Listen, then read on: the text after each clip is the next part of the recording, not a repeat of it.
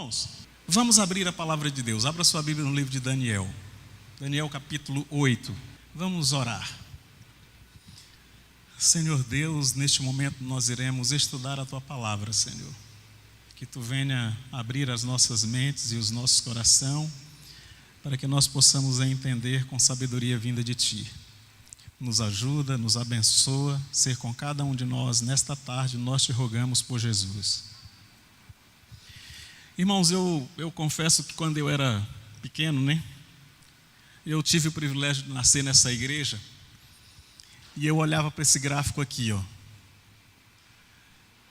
eu dizia assim, meu Deus do céu, o que isso quer dizer? Eu queria dizer que essa é a profecia de período mais longo da história da igreja. Uma profecia em que dentro dela surgiu algumas coisas que nós vamos repassar de uma forma bem didática nesta tarde, inclusive a nossa igreja, ela é um movimento profético. 2.300 tardes e manhãs. O texto-chave é Daniel 8,14. Porém, eu não queria ler esse texto ainda. Esse é o texto chave do nosso estudo desta tarde. Porém, eu queria, com os irmãos, ver o capítulo 8 de uma forma um pouco retroativa a essa profecia, para que nós possamos entender de uma maneira bem clara, bem simples. Daniel capítulo 8 começa com a visão de um carneiro e de um bode. Esses versos, ele nos mostra, principalmente no início do capítulo 8, o que significa esse carneiro e o que significa esse bode. Como o nosso tempo não é muito, a Bíblia mesmo responde lá no verso 21 e no verso 20. O que esse carneiro, quem era esse carneiro e quem era esse bode. O versículo 20 diz assim: aquele carneiro que é visto com duas pontas são os reis da Médio e Persa. Então o carneiro aqui desta visão é o reinado de Médio e Persa. E o bode, no versículo 21, diz que o bode peludo é o rei da Grécia. A gente quer partir por esses dois pontos aí para que a gente possa chegar.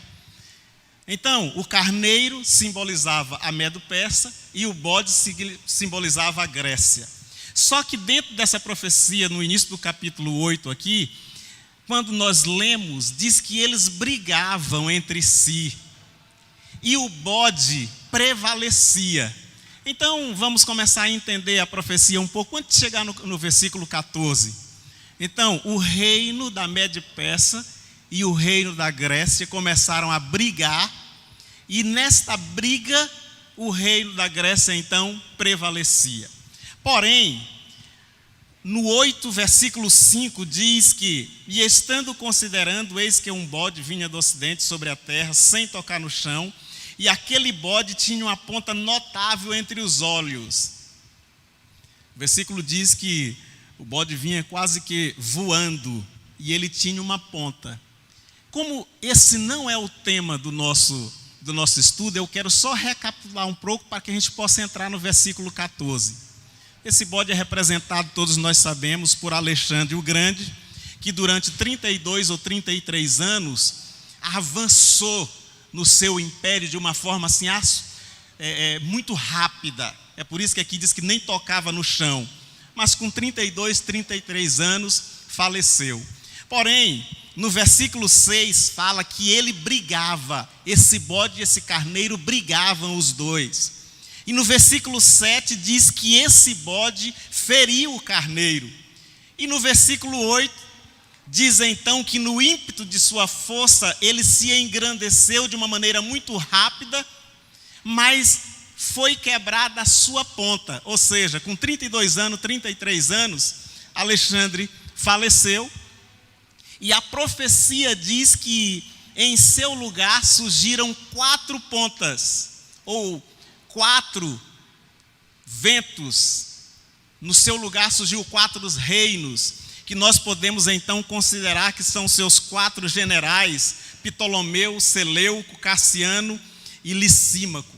Por que eu estou voltando um pouco à profecia? Para que nós possamos entender o seguinte, irmãos.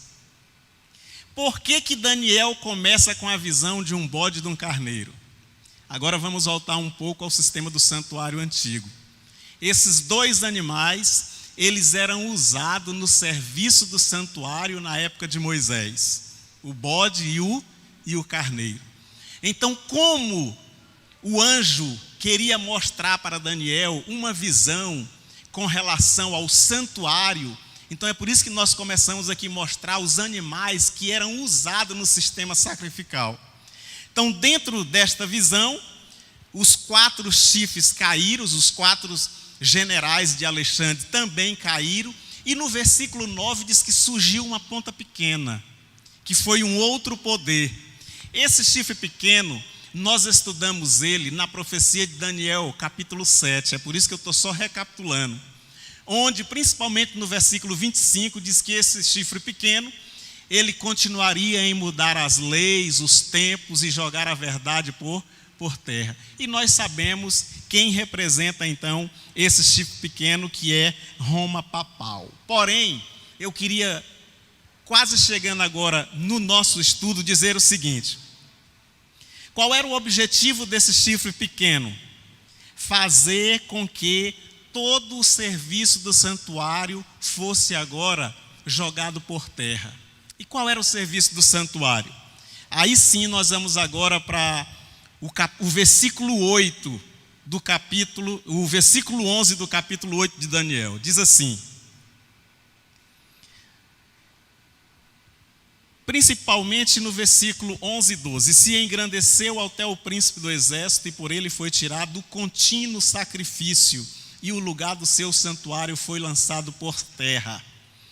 E o exército lhe foi entregue com o sacrifício contínuo por causa das suas transgressões, e lançou a verdade por terra.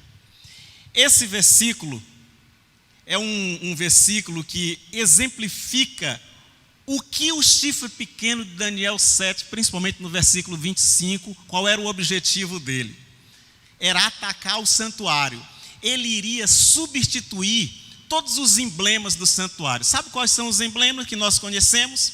A doutrina do santuário, quando uma pessoa pecava, chegava agora, trazia no sacrifício contínuo, que era feito 9 horas da manhã e 3 horas da tarde, diariamente. Contínuo quer dizer de uma forma ininterrupta. E ali ele colocava a mão sobre a cabeça do animal inocente, sem defeito, não podia ter nenhum defeito, porque aquele animal representava quem?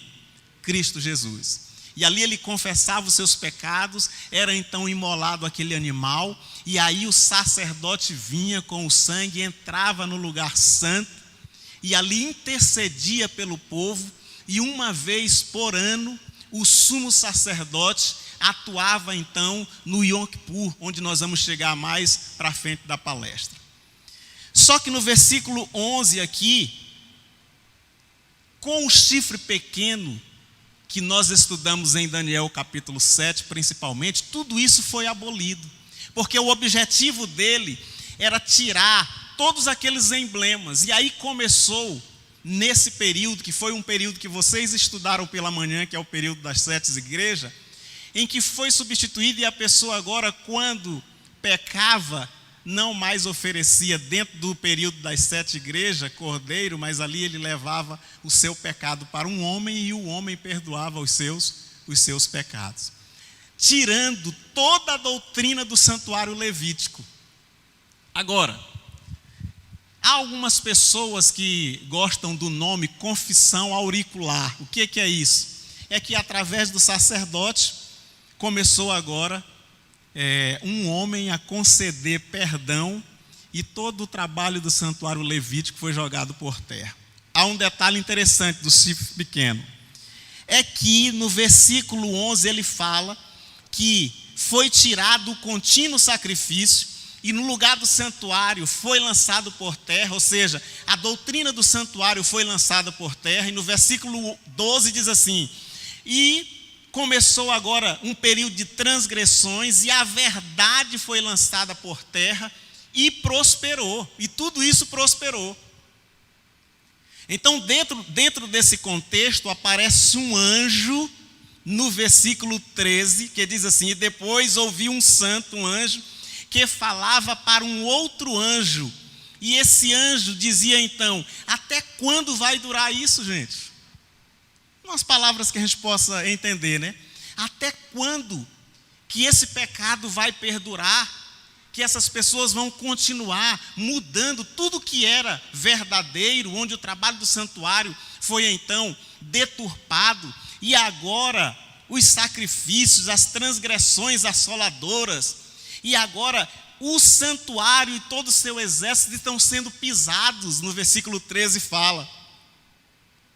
Nesse mesmo texto, no versículo 14, diz assim: e ele diz, o anjo diz: olha, até 2.300 tardes e manhãs e o santuário será o quê? Purificado. Em outras palavras, ele está dizendo assim: olha, até 2.300 tardes de manhã, isso aí vai acontecer, mas depois o santuário vai ser purificado e isso aí vai acabar. Bom, eu preciso começar esse assunto dizendo assim: o que era a purificação do santuário e que dia acontecia no antigo Israel? Segundo Levítico capítulo 16, são muitos textos, vocês vão só anotando aí, depois vocês procuram, 16, versículo 29 e 34, diz que no 10º dia do 7º mês, era então o dia da purificação do santuário na casa de Israel. Esse dia era um dia por ano, ou seja, o sacrifício contínuo era todos os dias, 9 horas da manhã, 3 horas da tarde. E uma vez por ano, que eles chamavam então de dia da purificação do santuário, onde entrava em cena não o sacerdote, mas o sumo sacerdote, com todos aqueles pecados que eram depositados ali simbolicamente durante o ano, e ele também tinha que se preparar e se purificar para que ele pudesse entrar na segunda parte do santuário, que era o lugar santíssimo. Agora, irmãos, quando Daniel viu essa visão, a sua mente voltou para Jerusalém, porque ele se lembrou do santuário terrestre construído por Salomão, que tinha sido colocado em ruínas pela invasão de Nabucodonosor em Jerusalém. Então, a Bíblia deixa claro, principalmente no versículo 9, que Daniel então não entendeu essa visão de Daniel de 8,14, onde fala sobre as 2.300 tardes e manhãs. Nós vamos ver isso aqui biblicamente. Ele entendeu a visão do bode e o carneiro, que simbolizava os dois reinos, mas a Bíblia diz então, principalmente no versículo 8, versículo 15 e 16, acompanhe aí na sua Bíblia, que o anjo disse assim: e aconteceu que, havendo eu, Daniel, visto a visão, busquei entender. Isso aqui é Daniel falando. E eis que me apresentou diante de mim como uma semelhança de um homem, e eu ouvi uma voz de um homem nas margens do Alai, e gritou e disse: Gabriel, dá a entender esta visão. E veio perto de onde eu estava, e vindo ele, fiquei assombrado e caí sobre o seu rosto. Mas ele disse: entende, filho do homem, porque esta visão se realizará no tempo do fim. O anjo começou agora a explicar para Daniel: Daniel, tem calma. Aqui eu estou dizendo nas minhas palavras, né? Tem paciência, porque essa visão que tu teve aqui, das 2.300 tardes de manhãs, é uma visão em que Deus está querendo mostrar, principalmente para você e para o povo de Jerusalém, que era uma visão do futuro. Agora, eu preciso entender, explicar uma coisa aqui antes de entrar no contexto geral. Quando nós falamos assim, irmãos, tarde e manhã, nós entendemos muito bem isso aí em Gênesis, capítulo 1, quando Deus começou toda a sua criação, principalmente no versículo 5, e disse Deus: haja luz, e houve luz, e tudo era muito bom. Aí ele diz assim: e houve tarde e manhã e o primeiro dia. Houve tarde e manhã e o segundo dia. Então, essa expressão tarde e manhã é com relação a um dia. Então, quando nós lemos a profecia aqui de Daniel 8,14, 2.300 tardes e manhã, nós estamos se referindo a 2.300 o quê? Dias. Porém, há um princípio bíblico, profético, que esse princípio nós encontramos em Ezequiel 4, 6 e 7 e Números capítulo 14, 34. Como o tempo é curto, nós vamos ler apenas número. Abra sua Bíblia aí em Números 14, 34 e alguém, se quiser ler, pode ler aí para nós. Números 14, 34. O que diz lá?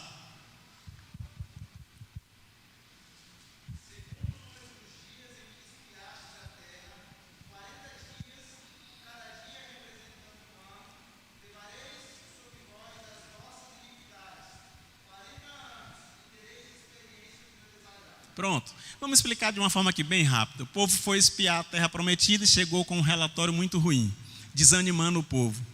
E Deus disse assim, olha, vocês estão quase que, numa palavra bem simples, subestimando tudo aquilo que eu apresentei para vocês. Pois agora, em vez de vocês chegarem lá, vocês vão passar, não é 40 dias, vocês vão passar para cada dia que vocês foram espiar a terra, que foi 40 dias, vocês vão passar 1 ano no deserto. Então vocês vão passar 40 anos vagueando, e muita geração faleceu. Esse aí não é o nosso ponto em questão. Esse é o princípio profético de dia-ano. Um dia se refere a 1 ano. Então quando a gente fala assim, existem outros textos, nós não vamos ler, Ezequiel 4, 6 e 7 e outros. Mas, quando a gente fala assim, 2.300 tardes e manhã, são 2.300 dias, que profeticamente quer dizer 2.300 anos. Então, a profecia de Daniel 8,14, 2.300 anos. Esse foi o ponto que Daniel não entendeu. Daniel não entendeu o que significava, então, o que ele tinha visto nesse aspecto, porque a primeira visão ele tinha entendido. E aí o anjo Gabriel começou a explicar para Daniel tudo o que ele não tinha entendido em Daniel 8,14. E essa explicação, ela vem de uma oração fervorosa de Daniel, que nós encontramos já no capítulo 9. Abra sua Bíblia aí agora no capítulo 9. O anjo começa a explicar para Daniel o que ele não tinha entendido na sua visão. E aí abra Daniel capítulo 9, versículo 21. Diz assim, ó: estando eu, digo ainda falando a oração, o varão Gabriel, que eu tinha visto na minha visão a princípio, veio voando rapidamente e tocou-me a hora do sacrifício à tarde. Qual era a hora do sacrifício à tarde, irmãos? 3 horas da tarde. Pela manhã, 9 horas da manhã. Daniel orava todos os dias, 3 horas da tarde. E aí, o versículo 22 diz que me instruiu e falou comigo e disse: Daniel, agora sai para fazer-te entender o sentido. No princípio das tuas súplicas saiu a ordem e eu vim para te declarar, ou seja, eu vim para te esclarecer, porque tu és muito amado. Toma, pois, o sentido da palavra, Daniel, e entende agora a visão. E o anjo começou agora a explicar para Daniel o que ele não tinha entendido, principalmente sobre a visão dos 2.300 anos. E aí ele começa a explicar. Nessa explicação, eu quero ler na Bíblia e mostrar para os irmãos ali naquele gráfico para que a gente possa acompanhar. O versículo 24 diz assim: 70 semanas estão determinadas sobre o teu povo, sobre a tua santa cidade, para extinguir a transgressão e se dar fim dos pecados, para expiar a iniquidade e trazer a justiça eterna, e selar a visão e a profecia, para ungir o santo dos santos. Então, o anjo começou agora a explicar os 2.300 anos para Daniel. No fim da sua oração, ele então começou a explicar uma profecia que está dentro da profecia dos 2.300 anos, que é a profecia das 70 semanas. Está ali, ó. 70 semanas. Aqui, esse quadro já foi colocado a profecia por um todo.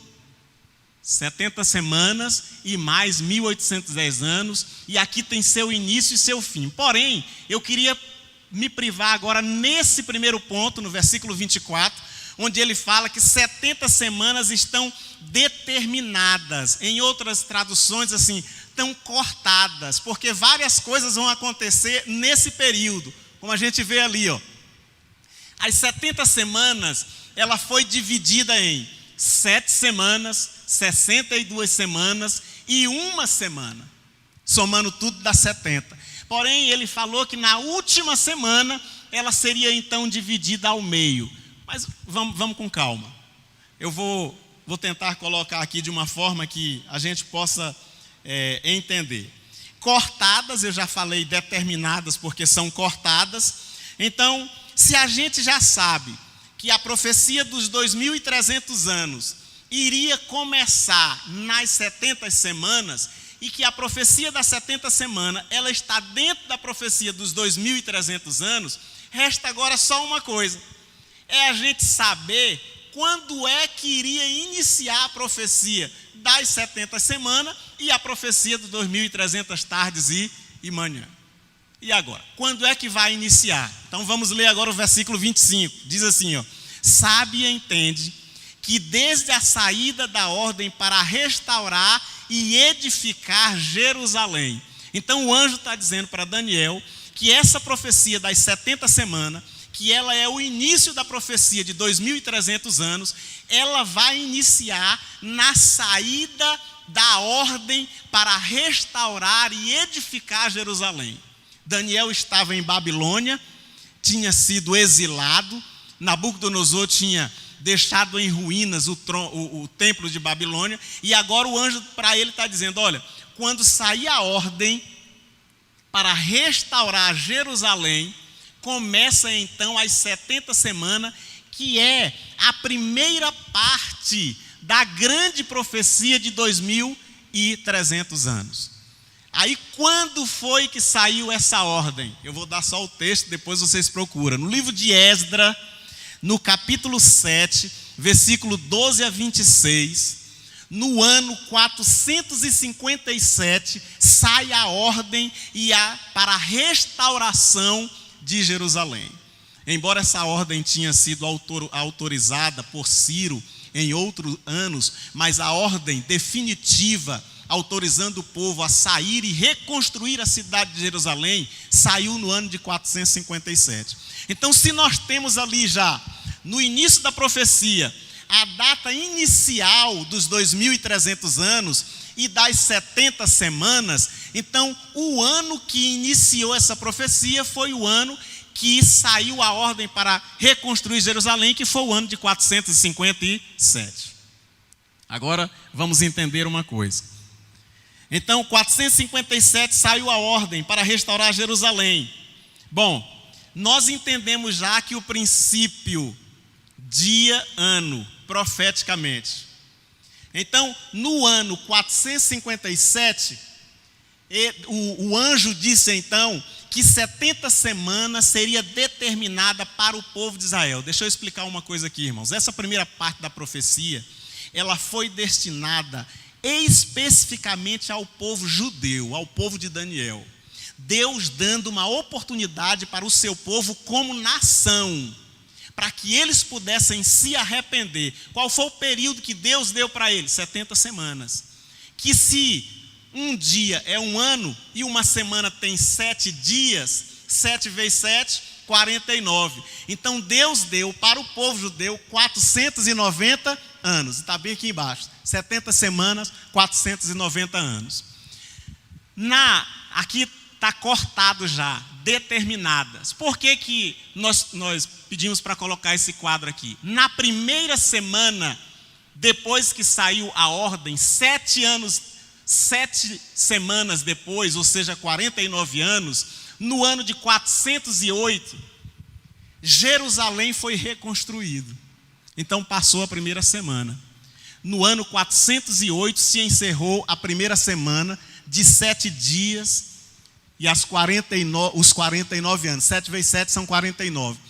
No ano 408, quando Jerusalém foi reconstruído, passou mais 434 anos, ou seja, as 62 semanas, e nós chegamos no ano 27, depois de Cristo, porque antes de Cristo nós sabemos que era decrescente, depois começou a ser crescente. Agora você pode perguntar, mas Valquírio, e onde é que está isso na Bíblia? Que tem que estar separado essas semanas aí, por que a profecia não foi direta? Então vamos ler aqui. 25, sabe e entende desde a saída da ordem para restaurar Jerusalém até ao Messias, o príncipe, 7 semanas e 62 semanas, as ruas e as tranqueiras, e reedificarão em tempos angustiosos.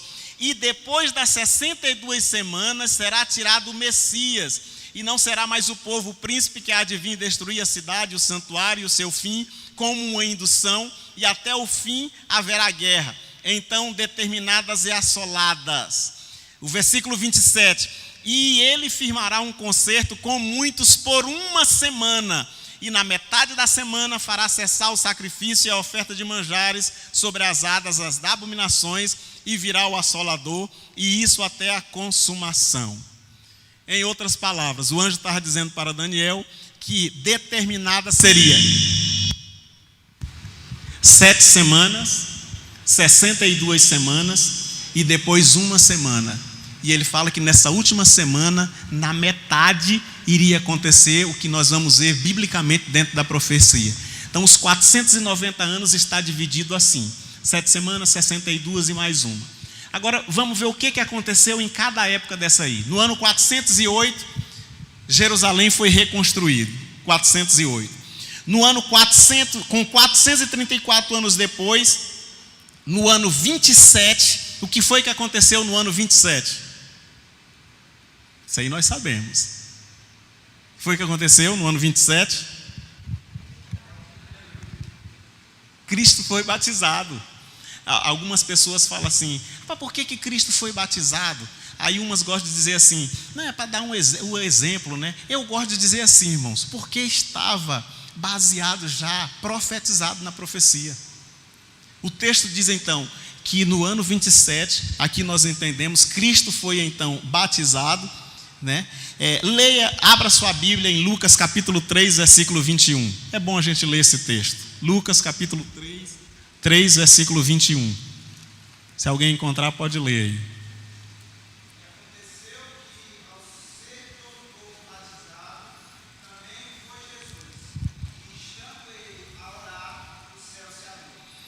Pronto.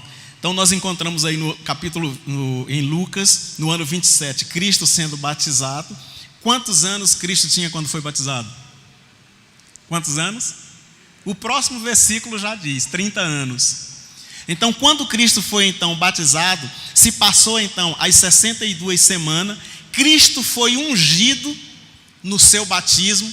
Lá o texto nós conhecemos, o Espírito Santo veio em forma de pomba e ungiu então Jesus Cristo. Bom, nesse período, até o batismo de Cristo no ano 27, já tinha se passado 62 semanas, ou seja, 483 anos. Mas a profecia diz que eram 70 semanas. Se já tinha passado 69, estava faltando 1 semana. E lá o texto diz que essa semana, na metade da semana, cessaria então os sacrifícios. Por que cessaria na metade da semana? Porque justamente no ano 31, que foi que aconteceu? Cristo faleceu, morreu. E com a morte de Cristo, o texto bíblico lá de Levítico diz que o véu se rasgou de alto a baixo. Que véu? O santuário terrestre era separado do lugar santo pelo Santíssimo com um véu. Por que se rasgou? Porque com a morte de Jesus não havia mais necessidade do homem pecar e oferecer o quê? Sacrifício de animais, porque tudo aquilo apontava para o grande sacrifício de Cristo. Então, no ano 31, quando Cristo morreu, na metade da semana, Cristo estava dando a última oportunidade para o povo judeu como nação. Cristo pregou 3 anos e meio, se voltado para o povo judeu, e depois que ele morreu, os discípulos continuaram pregando mais 3 anos e meio, até se encerrar a última semana. Cristo estava agora dando uma oportunidade para o seu povo como nação. Aí você pode perguntar assim: então para o judeu não tem mais esperança? Não, irmãos, estou falando como nação. A partir dali, individual, porque a salvação agora, judeus e gentios, cada um faz a sua parte, não como nação. Então no ano 34, se encerra então as 70 semanas, ou 490 anos. E o que foi que aconteceu no ano 34? A morte de Estevão. E Estevão agora, depois da morte de Cristo, ele foi agora e disse: olha, vocês mataram Jesus. Jesus estava dando uma oportunidade de salvação para vocês como nação. Vocês mataram Jesus, vocês precisam agora se arrepender. Sabe o que foi que o povo fez? Matou Estevão, não se arrependeu. Nesse ano, Estevão foi apedrejado, e a palavra de Deus diz que as suas vestes foi colocada aos pés de um homem chamado como? Saulo, que depois se tornou o quê? Paulo.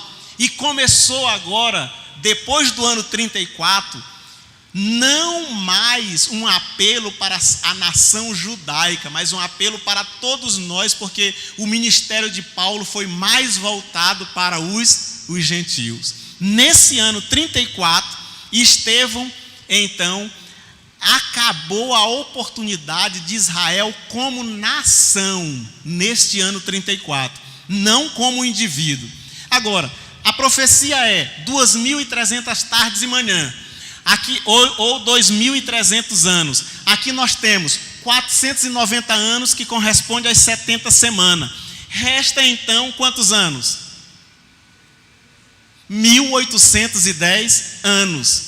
Como é que a gente sabe, Valquírio, que a profecia encerrou no ano de 1844? Bom, se iniciou no ano de 457, se nós colocarmos em cima 2.300 anos, nós vamos cair no ano de 1844. Se as 70 semanas, Valquírio, terminou no ano 34, por quê? Não era 490 anos? Se você pegar o ano de 457 antes de Cristo e colocar 490 anos, vai dar no ano 34 depois de Cristo. Aí vem a pergunta, Valquírio, e o que foi que aconteceu nesse período de 1810 anos? Ok, vamos para a parte aqui de Daniel 8:14, vamos entender o que aconteceu no final desse período. Antes, deixa eu fazer aqui uma pequena recapitulação para ver se todo mundo entendeu. Daniel 8, versículo 11 e 12 diz assim: e o exército lhe foi entregue com sacrifício contínuo por causa das transgressões e lançou a verdade por terra. Fez isso e prosperou. Depois ouvi um santo que falava e disse a outro santo, aquele que falava: até quando durará a visão do contínuo sacrifício e da transgressão assolada, para que seja entregue o santuário e o exército a fim de serem pisados? O capítulo 8 revelou algumas ações, principalmente o capítulo 7 do chifre pequeno. E dentre essas ações nós falamos que ele faria o seguinte: ele atacaria o santuário, a doutrina do santuário, o sistema de sacrifício ele mudaria, colocaria a verdade por terra, e no versículo que nós lemos aqui, diz que ele prosperou. Como que se isso, de uma forma que a gente entenda, houve então um falso sistema do santuário, uma falsa maneira de se perdoar, e aí para a pessoa pedir perdão, não ia mais a Cristo, não ia mais levando o seu sacrifício, mas o Império Romano então colocou uma pessoa, um sacerdote, a pessoa pecava, se confessava para ele, e ele então dava o perdão para essas pessoas. E aí, no capítulo 8 diz que esse falso sistema do perdão acabou com a verdadeira doutrina do santuário levítico, onde então um anjo chegou e perguntou: até quando isso vai durar? E aí nós ouvimos a resposta: até 2.300 tardes de manhã o santuário será purificado. Então, nós explicamos aqui que um ano corresponde a um dia, então 2.300 dias, tardes e manhãs, 2.300 anos. Que essa profecia começou na mesma data das 70 semanas, e que essa profecia de 2.300 anos, ela foi dividida, determinada, cortada, 490 anos, que Deus deu a oportunidade para que a nação de Israel se arrependesse. E durante esse período, Deus então, 7 semanas, saiu a ordem 457, 408, reconstruiu Jerusalém, o templo de Jerusalém, com mais 434 anos, 62 semanas, Cristo foi batizado, na metade da última semana, 3 anos e meio, Cristo foi crucificado, encerrando assim, todo sacrifício de animais não precisava mais, aquilo que apontava para Cristo. Então, depois que Cristo morreu, não precisou mais, quando você pecava, você levava um cordeiro, porque o próprio cordeiro, representando Cristo, já tinha morrido. 3 anos e meio, acabando no ano 34, acaba a oportunidade como nação de Israel. Mas a profecia é 2.300 anos, então tem 1.810 anos. Dentro desse período de 2.300, esses 810 anos, hoje pela manhã, vocês tiveram a explicação do Ícaro, onde esse período foi justamente a partir do ano 34 que começou o período das 7 igrejas, que vocês estudaram hoje de manhã, onde a mensagem começou com a igreja primitiva dos apóstolos, uma mensagem pura, uma igreja fervorosa. Isso aí o Ícaro deve ter explicado muito bem hoje pela manhã. E com o passar dos tempos, a igreja foi atacada, a igreja foi perseguida. E aí o cristianismo, quanto mais morria gente, mais gente se convertia. E aí o inimigo mudou a estratégia, começou a converter ou convencer alguns homens que trouxeram doutrinas erradas para o seio da igreja. Isso aí vocês também devem ter estudado pela manhã. E a igreja foi perdendo a sua essência. E aí o que acontece? A igreja perseguida e a verdade sendo jogada por terra. Agora, a profecia então marca um início e um fim. E eu queria me privar, não no que o Ícaro falou hoje, mas no ano de 1844. Porque as 70 semanas nós já vimos, foi determinada, foi cortada. Entendemos que começou no ano 457, que foi a data início. Se a gente pegar 34, no ano 34 depois de Cristo, para completar os 2.300 anos, estaria faltando aquilo ali, 1.810 anos. Já falamos também que o final seria no ano de 1844.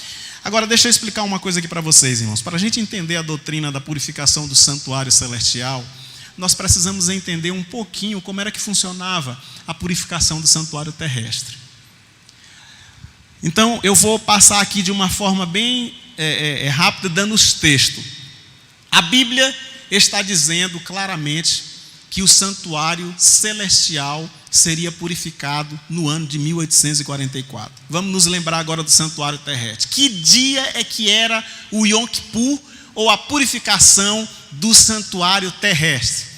10º dia do 7º mês do santuário terrestre. Quando nós estudamos o 10º dia do 7º mês do calendário judeu, porque nessa época o calendário era então o Justiliano, o imperador Júlio César. Ele então promulgou esse calendário. Quando a gente estuda esse calendário, e no século XVI, como aqui no ano de 1844, já não era mais esse calendário justiliano, já era o mesmo calendário que nós usamos hoje, que é o calendário gregoriano, feito por o Papa Gregório. Então, quando a gente pega o calendário judeu e coloca o mesmo 10º dia do 7º mês dentro do calendário gregoriano, nós chegamos a que dia? 22 de outubro de 1844. Isso aí já é um outro estudo, mas o importante saber é que o dia da purificação do santuário seria nesse dia. Porém, chegamos a 22 de outubro de 1844.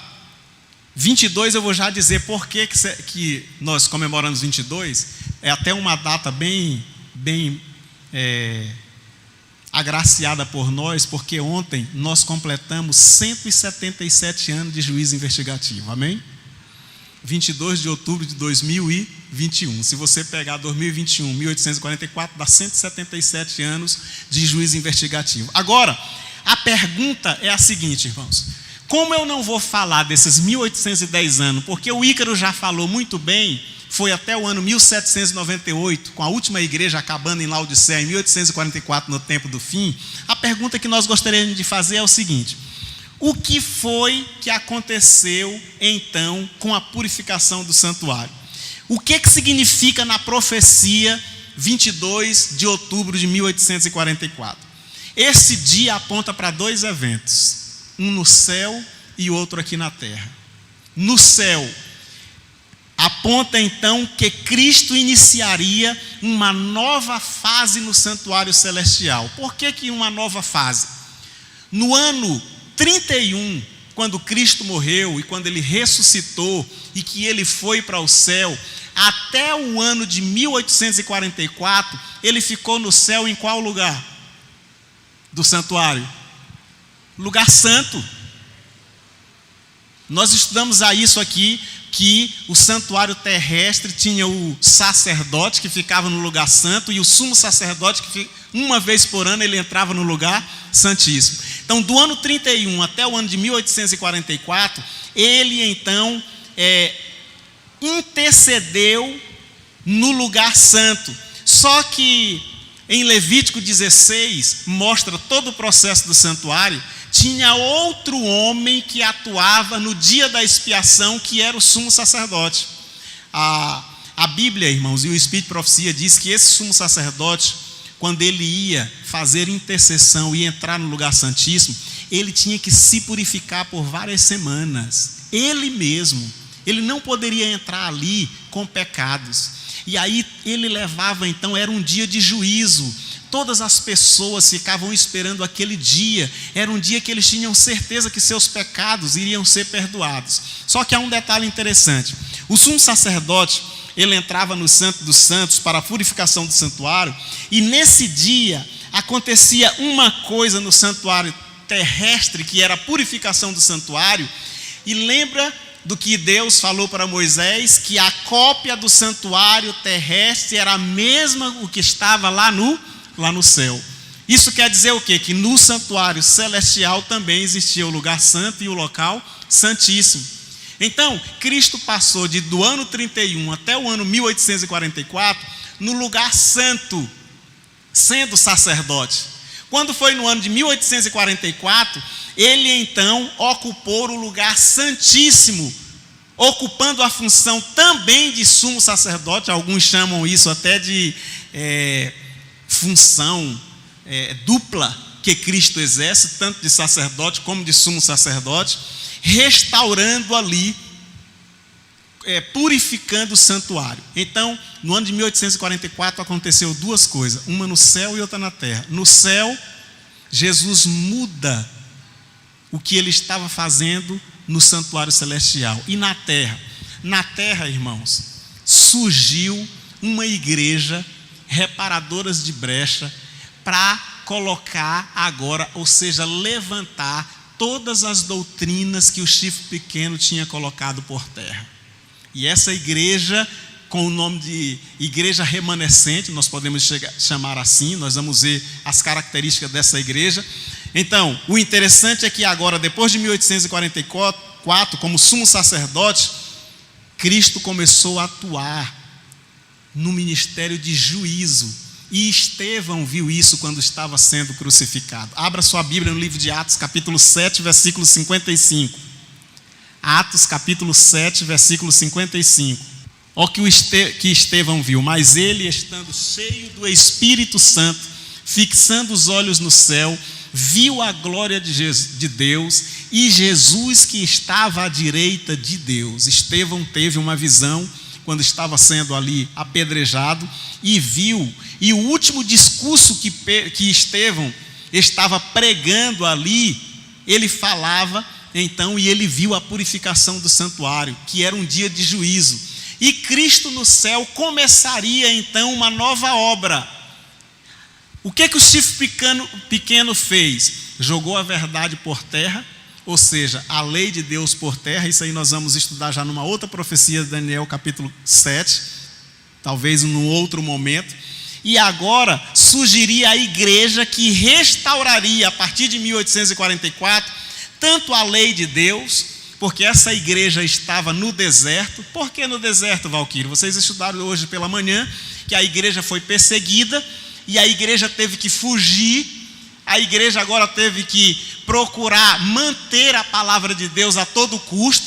Houve um povo remanescente, porque Deus nunca deixou que acabasse tudo, e nós poderíamos chamar aqui alguns homens como valdenses, pessoas que, mesmo com toda dificuldade, mas que continuaram com a mensagem da verdade, pregando, mesmo às vezes tendo que se esconder para que não fossem mortos. E aí, a igreja, nesse período de 1844, ela sai do deserto para propagar a verdade que o chifre pequeno tinha então jogado por terra. Onde é que a gente vai ver isso na Bíblia? Apocalipse capítulo 12. Abra sua Bíblia no livro de Apocalipse capítulo 12. Vou ver se eu corro um pouco aqui para que eu possa dar mais texto, para que quem quiser anotar pode então anotar. Capítulo 12, versículo 13, diz assim: E quando o dragão viu que fora lançado na terra, perseguiu a igreja que dera a luz a um varão. Dragão, irmãos, na profecia, quer dizer o quê? Não tenha medo não, é o diabo mesmo, é Satanás. E você pode ver isso aí no versículo 9, quer ver? Ler aí, ó. E foi precipitado o grande dragão, a antiga serpente, chamada de quem? O diabo. Então aqui no versículo 12, diz então, no versículo 13, que o diabo foi lançado na terra a perseguir a mulher. Quem é mulher na igreja, profeticamente, irmãos? Igreja. Então a gente pode ler: o diabo foi para perseguir a igreja que dera a luz a um varão, Cristo Jesus. Então veja bem, vamos entrar numa raciocínio aqui. O varão é o próprio Cristo. Em Apocalipse capítulo 12, versículo 14, diz então que esta igreja foi para o deserto por um tempo e metade de um tempo. Eu não sei se o Ícaro deu uma palhetazinha nisso, mas isso é o período da Idade Média, onde a igreja foi perseguida durante 1260 anos, e ela teve que então continuar pregando a verdade, mas passando por momentos muito difíceis, porque a igreja foi perseguida, e cada vez que essa igreja era perseguida, cada vez que um cristão era morto, surgia mais pessoas acreditando na palavra de Deus. Isso corresponde ao período da Idade Média, ou seja, aos 1260 anos, que perseguiu a igreja do ano 538 até o ano de 1798. Nesse período então, de 1260 anos, a igreja foi perseguida pelo poder romano, pelo poder papal, e as pessoas agora não poderiam mais ter essa liberdade que nós temos. Agora, em Apocalipse capítulo 12, versículo 6, fala desse período de um tempo, 2 tempos, metade de um tempo. Nesse período, Deus manteve a igreja viva. Glória a Deus por isso, irmãos. Nesse período, nós podemos falar aqui valdenses, Jerônimo, Wycliffe, Lutero, pessoas que mantiveram a verdade de todas as maneiras, para que Deus pudesse estar vivo ainda na mente das pessoas com muita dificuldade. Então, durante os 1260 anos da Idade Média, Deus manteve sua igreja. No ano de 1798, quando terminou esse período de perseguição para a igreja, saiu então a igreja do deserto para restaurar as veredas, as verdades jogadas por terra pelo chifre pequeno. Agora, vamos entender, para concluir, o que foi que aconteceu no dia 22 de outubro de 1844. Nós temos que entender o seguinte, irmãos. Acontecia, conforme Êxodo 25, versículo 8, quem quiser anotar aí, aqui na terra, o modelo do céu, e para que nós possamos entender a purificação do santuário celestial, nós temos que voltar um pouquinho para a purificação do santuário terrestre, onde o pecador pegava um cordeiro, volto a repetir, era um cordeiro dependendo das suas posses. Quem não podia um cordeiro, levava uma pomba, e aí lá em Levítico nós encontramos isso. E aí levava o pecador para o sacerdote, nesse serviço contínuo, todo dia a pessoa pecava, e ali 9 horas da manhã, 3 horas da tarde. Uma vez por ano era o dia da purificação do santuário, onde então o sacerdote entrava no lugar santo para mediar pelo povo, e isso era todo dia, por isso que se chama o sacrifício diário e contínuo, continuamente. Uma vez então por ano não era mais o sacerdote, era o sumo sacerdote, Que dia? No 10º dia do 7º mês, que era o dia da purificação do santuário. Era chamado de dia da expiação. E por causa dos pecados que se acumulavam ali durante todo o ano, então o santuário terrestre, o sacerdote intercedendo pelo povo, o sumo sacerdote agora entrava no lugar santíssimo com aquele sangue, representando ali todos os pecados, para que fosse purificado, ou seja, para que fossem apagados, para que o povo tivesse a certeza que tinha sido perdoado. Cristo cumpriu essas duas etapas no dia 22 de outubro de 1844. Ele passou de sacerdote para sumo sacerdote. Ele agora deixou não somente de interceder, mas passou também a ser juiz. Tem alguns teólogos que dizem assim, que ele ocupou esse sistema bifásico. Por quê?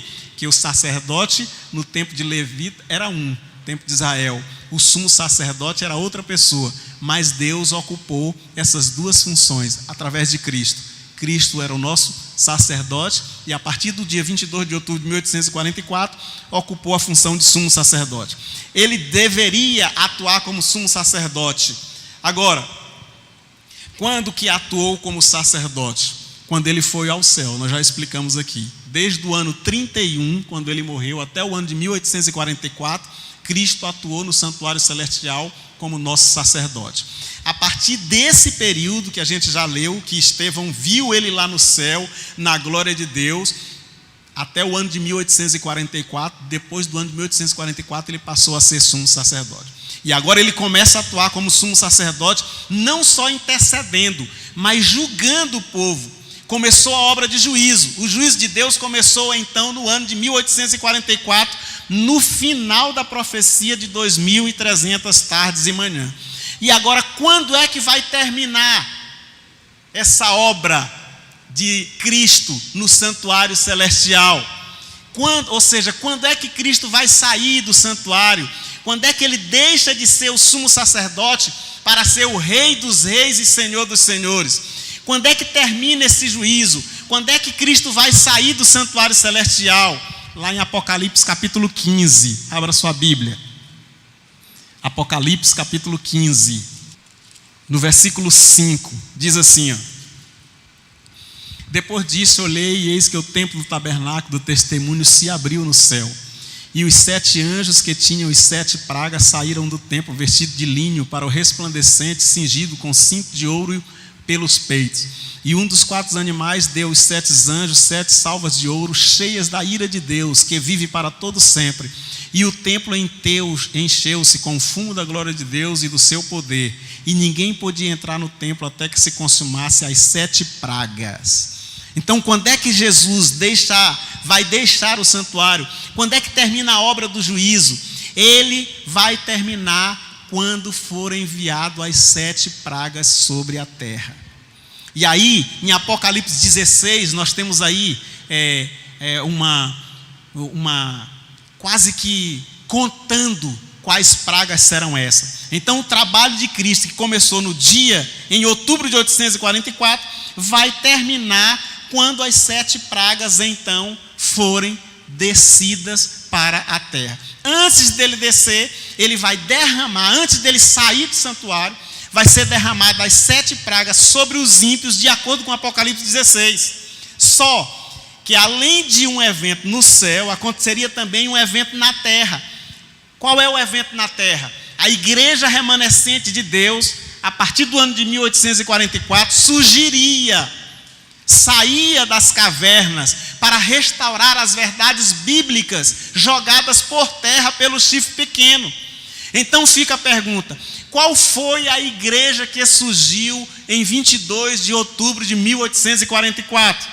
E para entendermos a nossa história e concluir essa parte, nós chegamos à história de um homem. Eu anotei aqui para mim não esquecer nenhum detalhe. Chegamos à história de um homem chamado Guilherme Miller, um fazendeiro nos Estados Unidos, membro da Igreja Batista, apaixonado pela Bíblia, pelos Evangelhos e pelo livro de Daniel.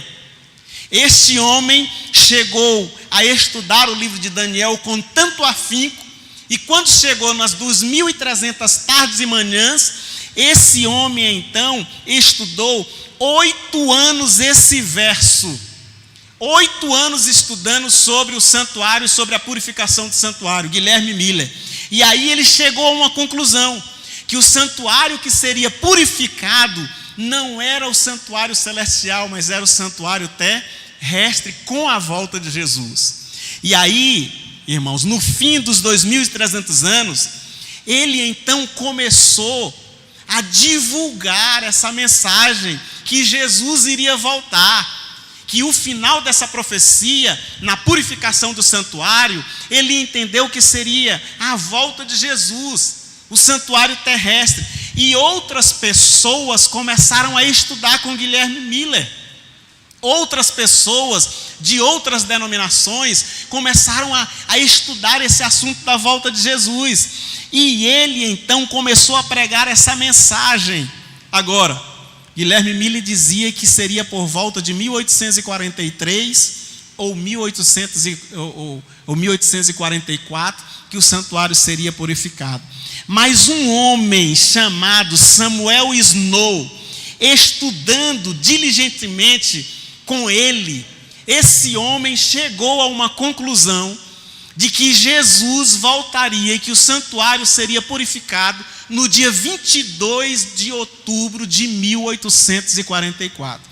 Então, eles deram início ao chamado grande movimento, a partir de 1844, movimento milerita, onde pessoas começaram a se juntar a eles, e ele nesse dia, no dia 22 de outubro de 1844, eles foram para um local nos Estados Unidos chamado Rocha da Ascensão, e eles ali esperaram Jesus voltar, e Jesus não voltou, e eles tiveram uma das maiores decepções que a profecia já marcou, que foi a decepção, então, o grande desapontamento. E aí, eles continuaram a estudar a Bíblia, e descobriram então, dentro da palavra de Deus, Apocalipse capítulo 10, versículo 8 a 10, esse texto, para nós concluir, é até bom que a gente leia, Apocalipse capítulo 10, versículo 8 a 10, e a voz que do céu tinha vindo falar comigo e disse: vai, toma o livrinho aberto da mão do anjo. Esse livro era o livro de Daniel, que está em pé sobre o mar, e aqui João diz também sobre a terra. E fui ao anjo dizendo: dai-me o livrinho, e disse: toma, come, e ele fará amargo no teu ventre, mas na boca será doce como mel. Porque a mensagem da volta de Jesus foi doce, foi salutar, todas as pessoas queriam e vinham, mas depois diz que se tornou amargo como fel quando Jesus não voltou. O livro de Daniel é estudado, irmãos, ele tem que ser estudado com o livro de Apocalipse. Vai ajudando a gente discernir o outro. Então os mileritas entenderam que essa mensagem de 1844, a mensagem da volta de Jesus, ela também estava na profecia, e eles tinham entendido errado. Por isso que João diz que seria doce como mel, mas quando você terminava de comer, amargo como fel. Então eles entenderam que o desapontamento já estava profetizado, e que eles deveriam continuar estudando e pregando agora a mensagem do Evangelho eterno. Que mensagem é essa? Que está lá em Apocalipse capítulo 14, as 3 mensagens angélicas.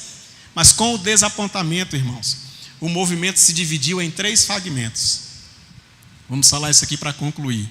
Os que continuaram marcando datas, saíram dali, não se contiveram com isso, e continuaram depois de 1844, não, agora vai ser tal data, e ainda hoje eu vejo pessoas, de vez em quando, fulano está estudando e diz que Jesus vai voltar ainda. Faz parte desse segmento aqui, irmãos. Esse segmento aqui não prosperou. Qual foi o outro segmento? Os que abandonaram a doutrina para nunca mais voltar. Se você lê livro como O Grande Conflito, Desejado de Todas as Nações, pessoas que dedicaram tudo para esperar Jesus voltar, venderam tudo, e com essa decepção, eles abandonaram e não quiseram mais saber de fé em Jesus. E o terceiro grupo, irmãos, é o grupo que foi organizado a Igreja Adventista do Sétimo Dia, amém? Esse grupo, quando surgiu o movimento milerita, para exortar todas as verdades, e levantar a lei de Deus que tinha sido jogado por terra, levantar os mandamentos sobre o sábado. A igreja remanescente de Deus, que tem duas características: os mandamentos, a guarda dos mandamentos e o testemunho de Jesus. Apocalipse capítulo 12, versículo 17, fala dessas duas características: os mandamentos de Deus e o testemunho. E lá em Apocalipse 19:10 diz que esse testemunho é o espírito de profecia. Um dia eu conversando com uma pessoa e ele falou assim: não, mas a igreja tal também, Valquírio, surgiu desse movimento milerita. Eu digo, mas tem essas duas características? Se tiver, agora pode ter surgido até nesse movimento, meu irmão, mas se não tem essas duas características, que é a guarda, exaltar os mandamentos de Deus, aí eu pergunto, qual é a igreja hoje que exalta a guarda de todos os 10 mandamentos? De todos os 10 mandamentos, e que tem o testemunho de Jesus, que é o espírito de profecia. Aí você vai chegar à conclusão porque que eu estou falando que nessa data surgiu a igreja remanescente de Deus, a igreja adventista do sétimo dia. Você está falando, Valquírio, que a igreja é nome? Não, eu não estou falando de nome, eu estou falando de característica. A igreja que tem essas duas características. Então, testemunho de Jesus, Apocalipse capítulo 19, versículo 10. Por quê? Porque em dezembro de 1844, Deus chamou uma jovem de 17 anos, chamado Ellen Gold Harmon, e ela casou com um pastor. Esse pastor era pastor de uma igreja chamada Conexão Cristã, Tiago White. E depois que eles casaram, ela passou a se chamar Ellen White. E aí essa mulher, irmãos, que dedicou 70 anos de sua vida para o ministério profético, essa mulher que escreveu mais de 100.000 páginas, onde 60 livros estão traduzidos para o português, nós acreditamos que ela foi inspirada por Deus, a profetisa de Deus nos últimos dias. Por quê? Porque ela tem as características de um profeta verdadeiro. Tudo que ela escreveu, muito antes de acontecer, está acontecendo e ainda vai acontecer.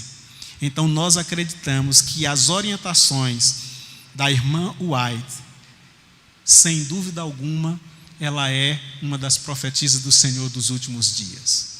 E que nós acreditamos que a igreja adventista, que a partir desse ministério, no ano de 1844, logo no ano de 1860, eles começaram a se organizar como igreja, e no ano de 1863, em março, a igreja adventista foi organizada com nome, Igreja Adventista do Sétimo Dia. É por isso que nós falamos que a nossa igreja, ela surgiu de um movimento profético. Ela não surgiu de decepção, de brigas entre líderes da igreja, mas ela surgiu de um movimento profético. Que Deus possa nos abençoar, para que cada dia a gente possa estudar um pouquinho e cada vez mais aumentar os nossos conhecimentos bíblicos com a ajuda do Espírito Santo. Que Deus seja louvado.